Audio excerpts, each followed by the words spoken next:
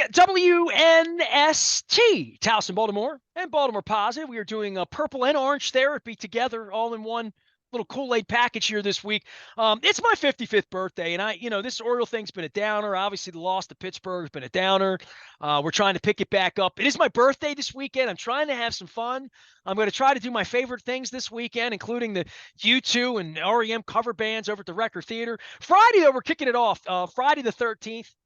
I've been saying it might be lucky. It'll only be lucky if the Orioles are still playing on Friday night. We'll be at Drug City in Dundalk at the fountain upstairs at the tasting room, eating the delicious crab cake. I'm going to be getting delicious potato chips. They have like 20 different kinds of potato chips there. It's really an artisan joint in Dundalk. It really is, for whiskeys, for food, sandwiches. Stop by, see us on Friday. Be doing the Maryland Crab Cake Tour courtesy of the Maryland Lottery. I'll have Raven scratch-offs to give away. Our friends at Window Nation, 866-90Nation. You buy two, you get two free all month long.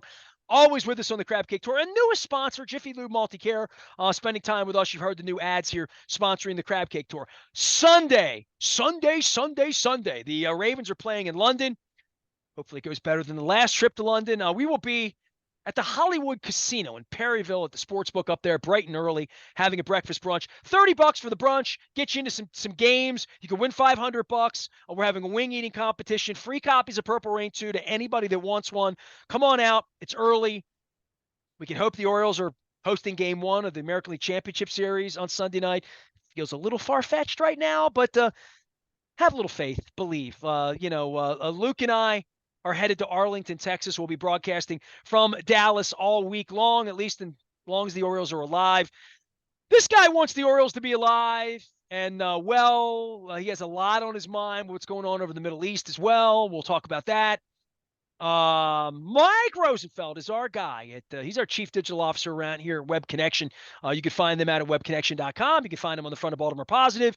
He was supposed to be here 2 weeks ago, 4 weeks ago, 6 weeks ago. We haven't crossed paths. We've a little bit off the field, on the field. The website's doing well. Traffic's up.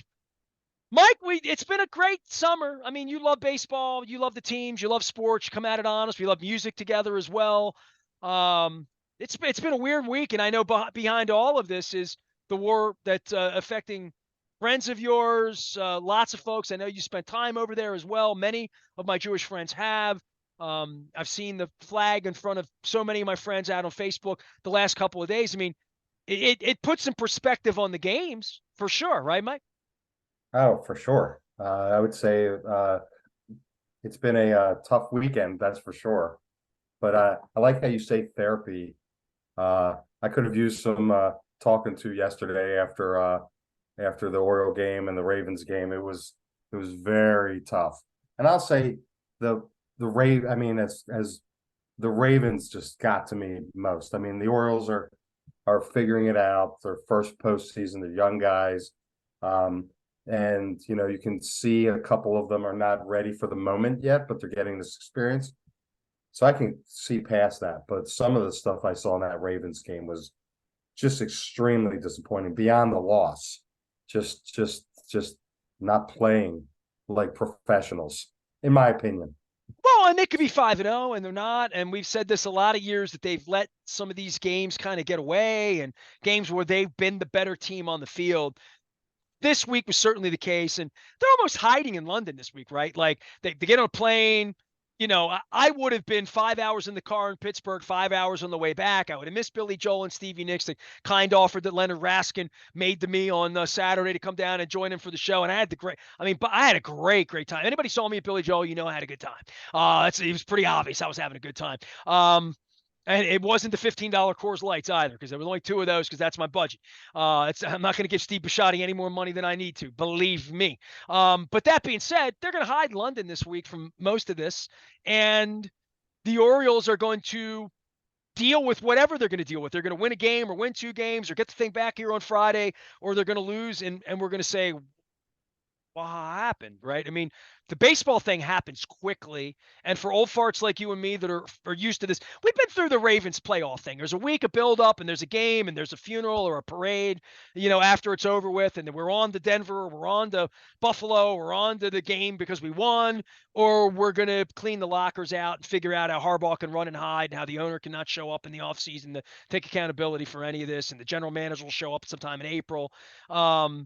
That's the football team. The baseball thud is a whole different thing when the place was orange pom-poms and Joan Jett and Adam Jones on Saturday afternoon, and by Sunday night, it's, oh my God, what a hole we've dug for ourselves. And the deft managing of Bruce Bochy and the veteran part of having been down the mountain before, where the game looks really big when the crowd gets going for some of these young guys and finding the strike zone.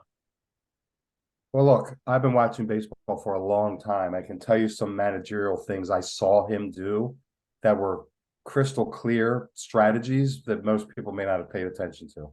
So those of us who went to the game, when the Rangers called their one timeout when they were in the batter's box, they always did it as the pitcher was on the mound and getting ready to pitch, rather than what most teams do is they just collect themselves and after a second strike or whatever, call the timeout then. Totally, and all of them did this intentionally to just ruin the rhythm of the pitchers, especially our young pitchers who had never been there before. The other thing I noticed was when he took the pitchers out, well, when Brandon took our pitchers out, he just walked to the mound and took the pitchers out. When Texas did it, and you can watch this and see if it happens on TV, the catcher would walk out knowing that they were going to take the pitcher out and wait for the umpire to start moving, and then the manager would come out to give almost an extra 45 seconds or whatever to the pitcher. Well, it's three extra pitches in the bullpen, right? Exactly. And you may say, well, does that really matter or does it not? I don't know the answer to that. I can just tell you it's an intentional process that he does. Plus he walks. I mean, I think he was not well. I'm not sure. I think I heard something about him. I think he's got a hip issue. Yeah. Yeah. I mean, he walks really gingerly and he walks like a guy that caught games in the 70s.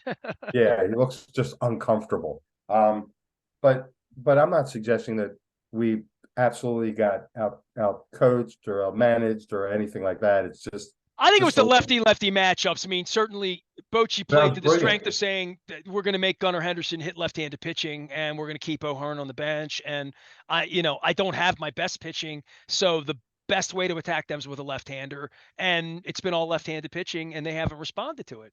They just haven't. No. And yeah, and what I've said is, look, did we think we were going to be here? No.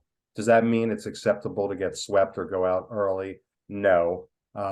But it is an experience that you can't take away from them. And I am curious to see, and I know you probably are thinking not great thoughts, but I am interested to see what they do in the offseason. It's no longer... I won't let you talk about that right now, and here's why. Because it's all we're going to talk about. No, the minute it ends, we go into where's the leash, John? Where's the money, John? I mean, Rosenthal started in the 7th inning the other night, right? Rosenthal, well, at some point they're going to have to spend money. And that's the first thing that happens in the 7th inning. Like the first night they're losing 5-1 in Texas. Like when it's over, there's no question that the ball goes back into play for ownership to say, this was great, but it wasn't good enough, right? I mean, that's going to be the play. I mean, all of this is going to be about what the front office can do to make it better, because as it is, it's not good enough, right? Right. And we're going to transition because as you said, we dug a hole and we'll see what happens, and we'll see the character of the team, which I think is good. The vibe has been great. And if they lose, they lose. I didn't see a lot of helmet throwing, which I saw 4 times in the Ravens game, which if you want, we can talk about leadership and what that tells. Oh, I'd love to do that because I've talked about that a little bit and what you show and how it goes and where your composure is and just maturity and being able to lead. Grayson Rodriguez didn't throw it. If he threw a tantrum, which he might have, it might have been, he might not be a tantrum guy. You know what I mean? Like he doesn't strike me as a tantrum guy. Joe Flacco didn't strike me as ever throwing anything in the locker room. It just wasn't who he was, not how he's wired. He didn't think it helped him. He didn't think it benefited his game. Right. Or dropping a touchdown pass, and my understanding is not speaking to the press about it. Not being able to step up. But I could be wrong. But I think that. No. Here's where you're not wrong.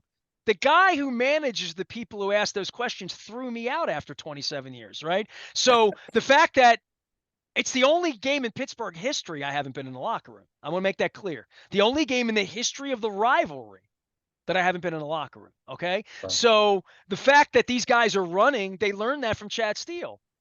I mean, right? I mean, like literally, it's okay to run there. It's okay. It's acceptable to not stand at your locker. And I said this to Dennis, and I'll say this to anyone because I've done this my whole life. I'm a professional. Like I learned so much more being in the locker room after that kind of loss than I ever learned being there a year ago when they beat Pittsburgh. Right? I Mhm. learned when you lose what the makeup's about. And to your Right. point, when guys are running, or even if Marlon Humphrey's standing there, I learn a little bit about their demeanor in defeat. Everybody's a good winner. I'm a hell of a winner. You are too, right? We're great winners. We're all humble when we win, right? I like to believe I handle myself in a manner that others would say is mature and stand up and doing the right thing and don't get me wrong. I mean, if I did the equivalent of drop a touchdown in an embarrassing way that was right in my hands, I You really pound the wouldn't want ground. You I pound the really ground. wouldn't. I would pound the ground, and Yeah. I don't see anything wrong with that. But when you're professional, and you know the questions are coming, it's as awkward as it is. You got to take a deep breath, and you got to take ownership of it. And avoiding it is shows something about, in my opinion, your character or maturity, whatever the case may be. Easy for me to say, but I guess in my But easy for career, you to say because you're 50 years old, right? Like, you know what I mean? I Like, mean, in my career, I mean, it's difficult to create analogies, but I've made mistakes that are equivalent to maybe dropping a touchdown in a game. You know, it wasn't the Super Bowl. and you have to call a And client and apologize with the egg I on your face. We all and have you done have that. to. I mean, no one's perfect. No one's perfect. You Yeah. know, I haven't been in this business for close to 30 years without any hiccups along the way. But when you have a hiccup, what do? You You own know, it. you own it. You own it. Yeah. Um, you know, so it is what it is. It's sports. It's a microcosm, maybe, of parts of life, I guess, but maybe you hold people to different standards that are unrealistic. But I don't think that's the case because you see other players and in other teams in all sports who, when they have a hiccup or a F up, they stand up and they answer the questions. You know, it's all on me. It was right in my hands. I took my eye off the ball. It kills me. I cost the team the game. I mean, you My could see, website crashed a year ago and you and I had to fix it, right? Literally. hey, what are you going to do? Bury your head in the sand? You Can't know, and hide on you Twitter. got, yeah. And, you know, I think back to the last, I think it was the Monday night game when Wilson threw a pick at the end when they were driving to win, and he was beating himself up on the, he was beating himself up on the sidelines and uh, taking ownership. You know, there's no guarantee that they would have wound up scoring or that they would have won or that, but he still, you know, you could see he didn't throw his helmet, you know, and he's younger than our leader who threw his helmet at least 5 times that I saw. Well, So Mike Rosenfeld is here. He's at Web Connection. He is our chief digital officer, keeping us going 25 years into this. Our friends at A Foreign Daughter and Curio Wellness had that really cool Baltimore shirt, the black and the orange, still giving those away. And it's our 25th anniversary. I'm going to get to number 23 and 20. I haven't even done my own 25th anniversary countdown, Mike, because I've been so distracted. Distracted like Jack Nicholson in The Shining by all of this. You know, I got a birthday weekend this weekend. We're going to celebrate and all this. I had such a good time at Billy Joel and Stevie Nicks the other night, and it was like cathartic. I almost didn't go, and it was the only fun I really had over the weekend. There's a part of this as a fan where you're vested in year round draft tickets, 13 game plan, season books, whatever you're doing with the Ravens, PSLs, year after year, back to Marcia Broad and Billick, back to Earl Weaver and Mike Hargrove and Davy John, whatever, you know, whatever your feeling is on all this. When it cascades in one weekend the way it did here, it's so unique, right? Like you and I have been at this a long, long time. And I talked to Charles Steinberg last week, Dr. Charles Steinberg, about Thanks Brooks Day back on September 18th, 1977, and being with my dad and being at the baseball game that day. And my dad having the transistor radio listening to the Colts game. And I remember that vividly. 79, the Colts were awful. They were just awful. Burt Jones was hurt, awful. 83, the Colts were awful and about to leave, and John Elway's running around in a Bronco jersey. And I think about 96, 97, we had the game in 97 where the Ravens were awful, losing to Cordell Stewart of Memorial Stadium, and I had to get out of the stadium. Talked about that a little bit last week. We haven't had a day like Sunday here. I mean, Ravens in Pittsburgh, first place on the line, division. Orioles playing the biggest games they played in this generation at home with a bye, with their Jim Palmer of the generation on the mound, having lost a tight game in game one. You feel like they'll come back in game two. What a hangover for the weekend. And the traffic downtown for Billy Joel, a great thing to see in that there was such activity. Nobody goes downtown anymore except when 100,000 people all show up at the same time, which literally was 100,000 people at the same time. And I parked at Mercy Hospital and walked because I know what I'm doing. But that kind of energy for the town, Mike, I mean, I'm Baltimore positive, right? I mean, I got into this loving the Orioles and hating the fact that we didn't have a team, and then we got a team, and they both have thrown me out and treated me like trash over in front of everyone, in front of you and everyone I've ever known. They've treated me like garbage for 25 years. I still want them to win. I still want happy fans. I still want full bars. I still want happy horn honking after the game and all that. Boy, this was a really hard one. And, we don't have a lot of these where they back up against each other and there's promise for both of us, and we have a Raven game on TV that people are trying to watch before an Oriole game that matters starts, and Joan Jett, and like just all of that's going on. We didn't come up short as a city. The fans showed up. Billy Joel was packed. We all got there. I'm sure there were some murders over the weekend that you'll hear about on Fox 45 today, but like in a general sense, I saw families going to games, having a great time over the weekend. I saw husbands and wives. I saw people taking their kids, taking their boys who are 14 years old that have their first playoff game. Like all of that happened this weekend, and it's such a turd that it's going to be a weekend where we'll say, man, we've got our ass kicked, and especially if they lose in Texas quick. You were going to be like, but you know what? I have to say, we're now in our 7th month of baseball, and all but the last 2 games have been fun. have been awesome. And I think, I went to more games this season than the last 5 combined. You and everybody else. I mean, that's a theme. When I go to them, and I will give a shout out, not that he cares if Mike Rosenfeld gives him a shout out, but I always see Mike Elias. I always see him in the seats. And I always say, if he walks by, I will say thank you, because I would have been sitting with my son, my youngest son, who's 26, who's in Baltimore for a wee little bit of time. He's moving out of state. And we had this experience. And I'll also tell you this. I went to the game Saturday, and I went and I met my brother and my nephew. We met at Lexington Market, of which you and I talk about. Take people who are from the county and just let them have an experience in Baltimore. Let them experience something they didn't.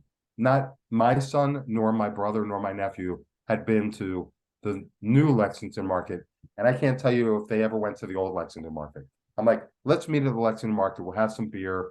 We'll eat different types of food. We'll do that before the game. Then we'll go to Pickles. So we did that. I mean, I spent a decent amount of time with my brother, but it was the first time I had a beer with my 21-year-old nephew. It's the first time both of them saw my brother do what we call the skill, which I don't know how he did it, but he's one of those guys who can toss back a beer in like a second. And we call that shotgunning in Dundalk. That's okay. Yeah. Well, it was out of a cup. They have a hose for that with the baseball team. I don't know if you've seen that or not. That's right. But it was out of a cup, and it was just like a tilt, and it's gone. And we had a great time. We went into the stadium together. They had different seats than us. Well, if you didn't have a crab cake at Fadley's, you got to take them back. I mean, but yeah, Absolutely, we have to. So anyway, that's that. So I want to thank Mike Elias for making it relevant, for making us have 7 months of entertainment, literal entertainment. And the way he's constructed the team. And look, I'm a half full guy, but you look at all the 1-run games we won, you got to think about, that isn't always going to be the case. So as we said, we'll talk after the season about what they need to do to ensure that there aren't this many 1-run games, so that we can compete and be in the playoffs, hopefully, for the next couple of years. I would hate for them to look back at the end and say we didn't do enough, or that we could have done more, or they should have done more. Luke said that when we began the year, which is they could have done more, they should have done more in regard to having Evaldi pitching game 3 for us instead of Flaherty not pitching game 3, or the Means thing, which felt like the original gray cloud in the beginning of the weekend, that he would have been a guy that you would hope could step up and keep the series going, and now unavailable. Mike Rosenfeld is my dude at Web Connection. He is our chief digital officer, keeping things going here. So you talk about baseball. Anything you want to say about the football team or London or any of that, or no? I really don't. I'm disappointed. I was just, it's one thing to be disappointed in performance. It's another thing to look or play as if it's not prepared and make so many mistakes.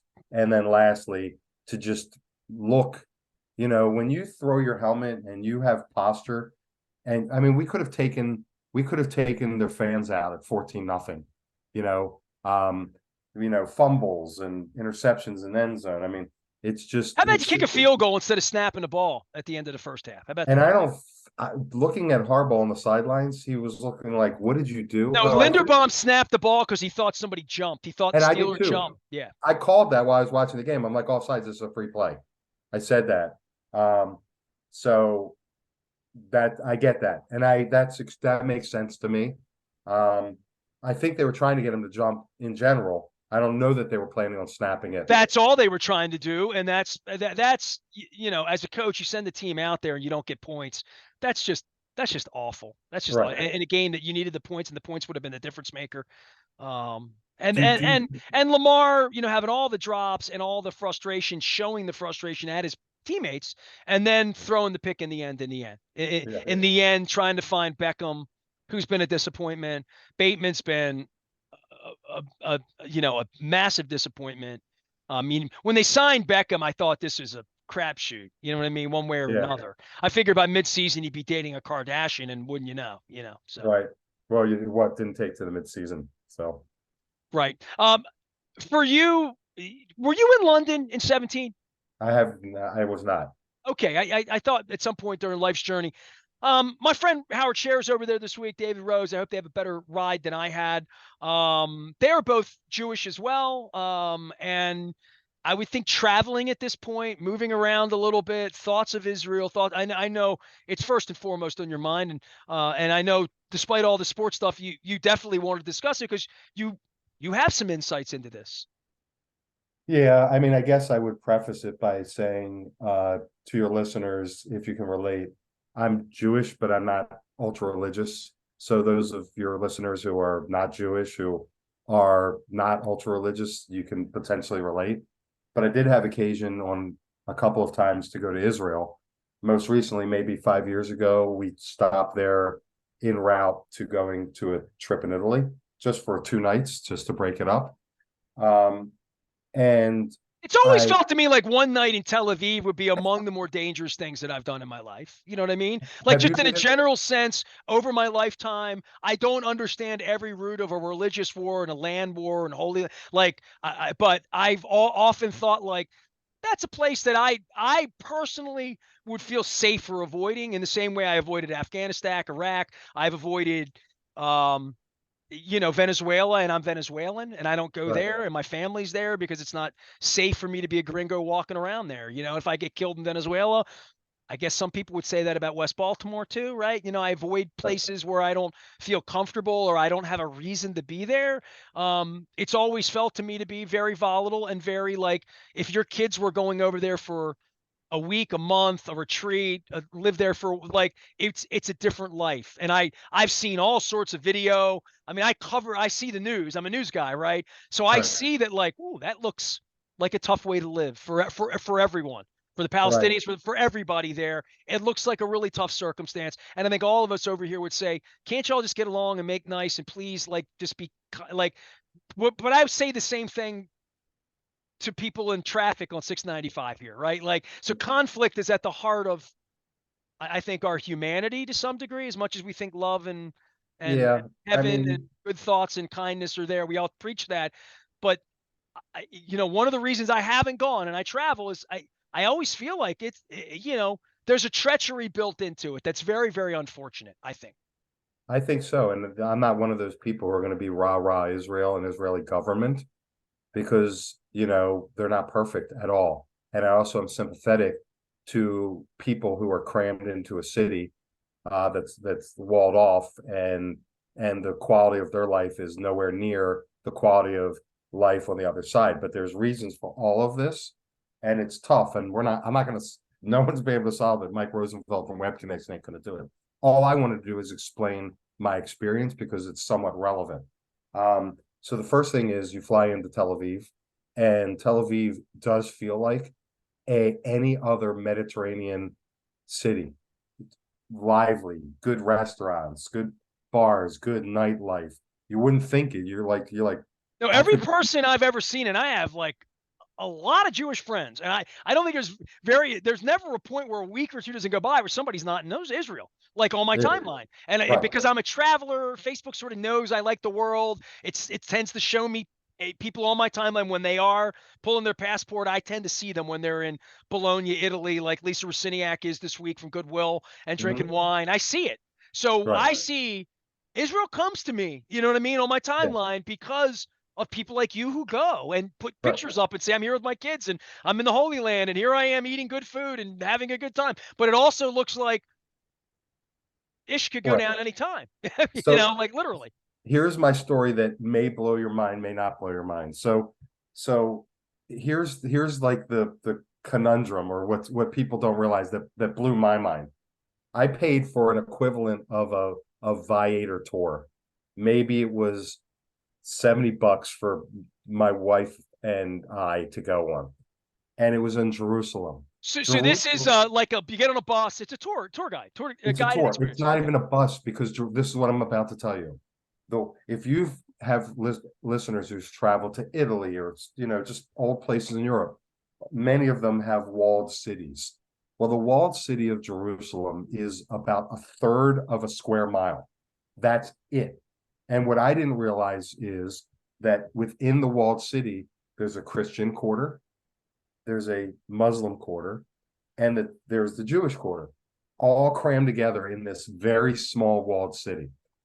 Right outside the walled city, within walking, and I did this all on my tour. My tour was a half day. This is what's crazy. Before we even went in the walled city, we went to the Church of the Holy Sepulchre, which is where Jesus was crucified and laid down and dressed and then put in the cave where he resurrected. And I'm sitting here and I'm like watching the Christians who were in tears, like leaning where the rock was where he was laid and kissing it and respecting that and saying, I didn't know this was here, much less on my Viator tour, just like, 2 football fields away. And then you walk from there into the old city. And then there's the Western Wall that maybe a lot of your viewers have seen, where the Jews go to pray. And I always thought before I went there that that was the wall of an old temple, not realizing that that was a wall that the temple was built on top of. I never realized that, but that's all that's left for Jewish people to go to pray to in this little walled city. And while you're there, you see a minaret, which is inside the wall, and you hear the Arab call to prayer, which you hear like on TV with, and Right. it's through a microphone, and it's chilling because you're there. And I'm like, I didn't realize that in this walled city that I thought was 100% Jews is split amongst all these religions. And then they took us to the Temple Mount. This is where the problem resides right now. So you're literally at this wall, and on top of the wall is a temple. Now, it used to be holy for Jewish people because there was a Jewish temple there. Then the Romans came and they demolished it and they built their thing. And then I think the Ottomans came and they built this mosque, and it's called Al-Aqsa Mosque. And if you Google that, it is the third most important religious site in all of the world. So they let us go to the Temple Mount.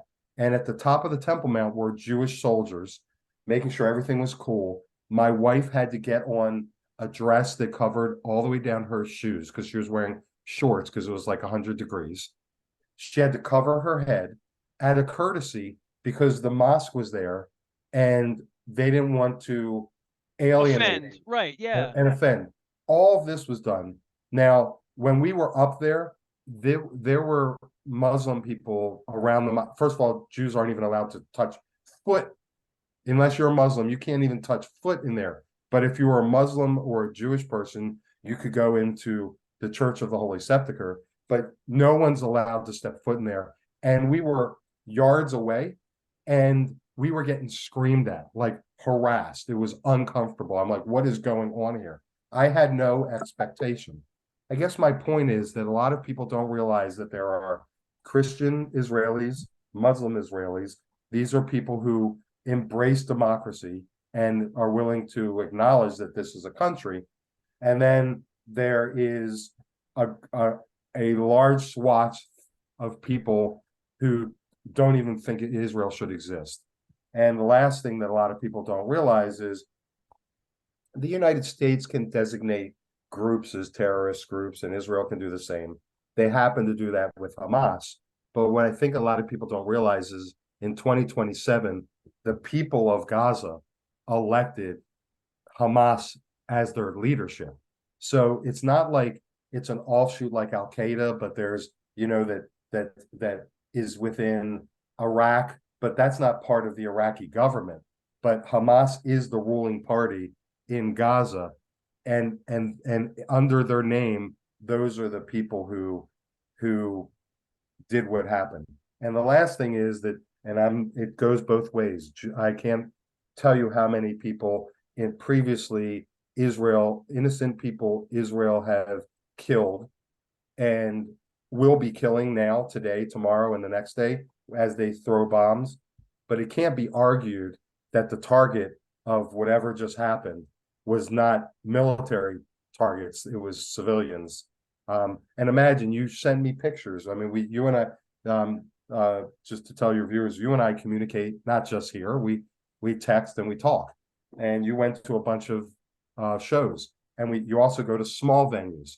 Well, that's where 250 people were just shot. I don't know how many people were shot in the Las Vegas shooting, but 250 people, our kids' age, your son's age and my son's age, were just at a music festival.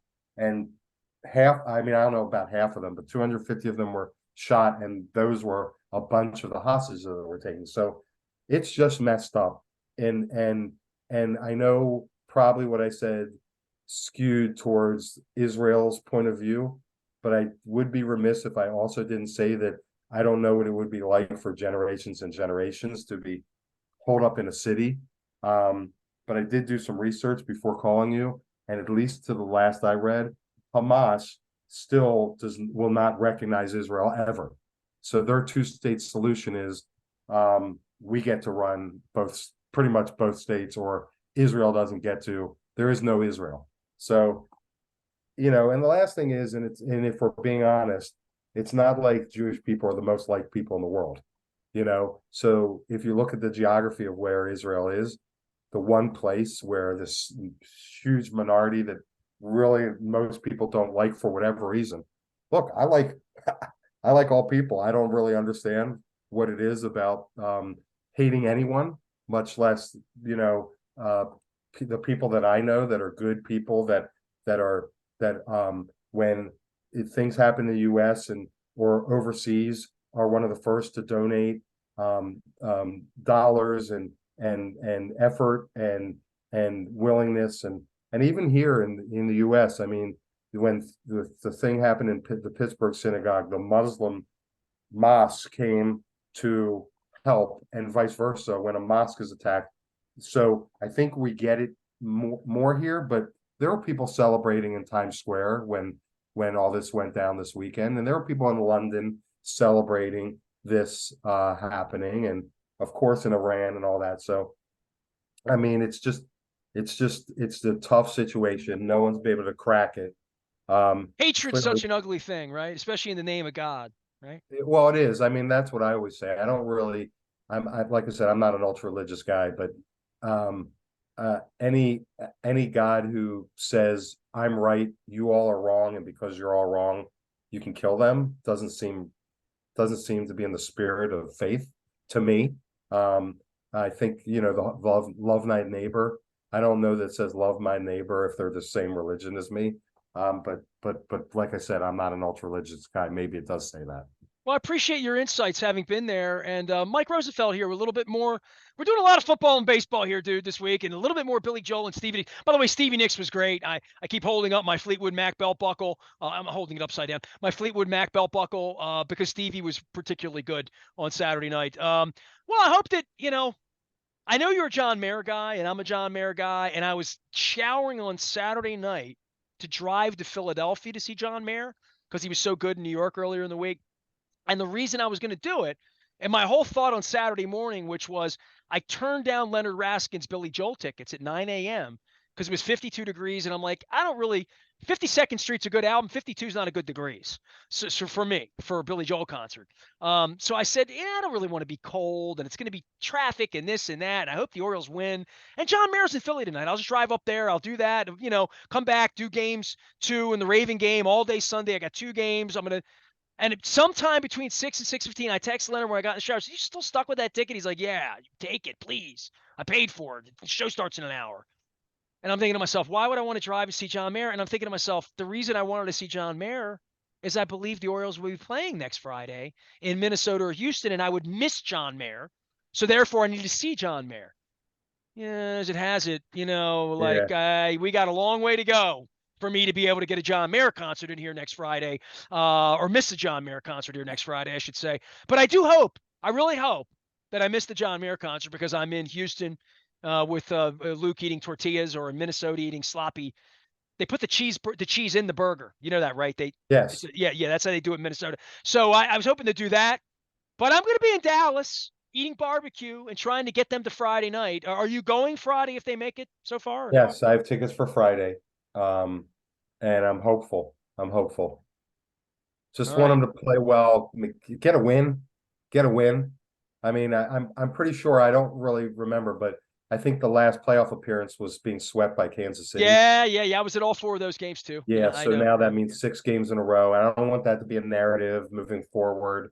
Just get a win, and then if you get one win, then just get the next win. And if you get that one, then they come home Friday and we can all cross our fingers. From your lips to God's ears. My 55th birthday on Saturday. We're celebrating on Friday the 13th. I'm hoping it's a lucky Friday the 13th. We'll be with our friends at the Maryland Lottery, Window Nation, and Jiffy Lube, our newest sponsor at The Fountain at Drug City, upstairs at the tasting room. Come on by and see us in the afternoon on Friday. Hopefully there's a game 5 on Friday night. Sunday, we'll be at Hollywood Casino in Perryville in the morning for breakfast. Mike, you're invited. Bring the kids, whatever. The Ravens are playing over in Tennessee, and if they lose 41-0 again this time, at least you didn't have to fly to London to do it. There's no passport required in Cecil County either, and ample free parking. Unlike all of you got stuck at that downtown casino last week, couldn't get out of there after the Billy Joel concert. I am Nestor. Mike keeps us in business. By the way, tell everybody what you do at Web Connection besides keeping me in business. Sure, I appreciate it. Web Connect, we are outsourced chief digital officers. Basically, what that means is small and mid-sized businesses are rudderless, have no vision, no leadership as far as how they should be managing their website, their social media, their email marketing, their content marketing, anything that they could be doing to grow their business. They're just either figuring it out as they go or trying to, but they're not having success. We've created a model that's affordable and attainable for small to mid-sized businesses to be able to have a seasoned expert take the helm, create the vision, execute on the vision, and a help guy who's been to the top of the temple too, by the way. Just want to point that out. You get that too. Yeah. So Well, it's more of the what, wisdom and experience that you bring, is what I'm saying. You've been places. I try. You live life once. So you gotta have experiences. I tell all my friends, I've been telling our mutual friend Bill Cole, you gotta go. I mean, I think everyone there's just This Bill Cole, the Cole Roofing, Bill Cole. exactly. That's one. Everyone I know, no matter what their religion is, who goes to Israel has an experience that is often life-changing, not necessarily religious. Mine wasn't. Mine was cultural. Just very interesting how small it is, but how somehow they were able to grow fruit in the desert, and just ingenuity and all the tech that comes out of it. I mean, it's really huge. I mean, I will tell you, my son, while you and I are talking, his company outsourced their human resource function to a company in Tel Aviv. And he was like, they have a Monday meeting. We're not going to have our Monday meeting. Well, she texts everyone and says, as we do here, the show must go on. We're scheduled. I mean, they fight through when there's a bomb that goes Like off what in the the city. Ukrainians have done, it's just Yeah, unbelievable, they right? I they mean, the snap in human action. spirit, right? They I mean, fill you the wonder hole. how our people did it over here in 1776, right? Yeah, so it's just Yeah. a just interesting place. Tel Aviv is the people are as aggressive as they are in New York. I mean, it's just surprising. You go in with this expectation and you leave with something totally different. So, look, I recommend it. I've been very fortunate to travel a lot of places and experience a lot of cultures, and I just think everyone I know who's a thinker, who just wants experiences, that should be on their list. I will tell you, you got enough. I mean, I wouldn't go now. You got nothing to be afraid of under normal circumstances. I mean, my son spent a summer working there, and there was bomb going Dude, the off. world is, I mean, look, I live in Baltimore. I saw the city on fire, right? Very unlikely. Once Yeah, we've lived through a plague and you see what's going on in the Ukraine and we talk about bombs and the Oppenheimer movie, like, it should scare everyone. It should yeah. frighten people into wanting better leadership and responsible leadership and leaders who don't throw their helmets. You know what I mean? Look, So, and I'll say, like I said, I'm not the most religious guy, but the most moving thing I saw were my Christian brothers and sisters at that church, like having an experience and just watching them have an experience and how moving it was for them. And if you can just separate yourself and appreciate what other people, even if they're not exactly like you, are having, it was touching. And then there was a line to get in that, like, literally I couldn't believe it. I was like, so you're telling me this is where the crucifix, like, we walked the path that they took him to the church where the slab was, where he laid down after they took him off the cross, and the cave that they put him to, that he disappeared and ascended, and the line of people just going into that cave. And it was just so long, I just didn't have we were on a tour, so we didn't have the time. But it was just awe inspiring and interesting to just see the human experience for these people. It was more than anything. And the second was going on that Temple Mount and being screamed at just because we were there, and they could tell that we weren't Muslim, and so we were the enemy. And basically saying, "Are we cool?" But I knew that there were armed, Israelis up there to make sure it was peaceful. But it was it didn't crazy. feel peaceful. Oh no, I felt aggressive, very aggressive, very aggressive. All right, dude. Well, you've enlightened me and taken my mind, at least for a minute, off the Orioles' woes and the Ravens' woes, which is probably a good thing to some degree to try to set the world straight. Certainly, what's going on over in the Middle East is not a good thing, and we're, Oh, hoping for peace like we've always done. So, don't want peace with these Pittsburgh people after what they did to us this week, and I have no idea the aftermath of the Texas Rangers here. Luke and I are heading down to Arlington. We'll be in Texas this week, checking things out. Find us at Baltimore Positive. You can find Luke and all the usual social media channels. John Harbaugh will be hiding out the Ravens in London all week. They get back next week. I'll be at Drug City Friday, Hollywood Casino on Sunday. I'm Nestor. He's Mike. Appreciate your insights as always, my brother. Find him at webconnection.com. We are WNST, AM 1570, Towson, Baltimore. We never stop talking Baltimore Positive.